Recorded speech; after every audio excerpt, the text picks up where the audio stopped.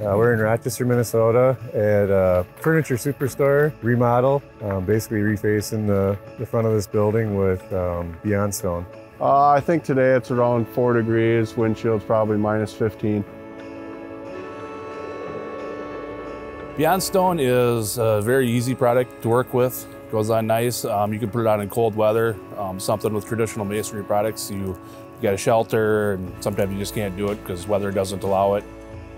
Installation probably 3 times as fast as conventional stone, basically because you're screwing it on. 5-6 guys put up about 900 to 1,000 square feet in a day's time. And once we get going, we should be able to get about 1,500 per day.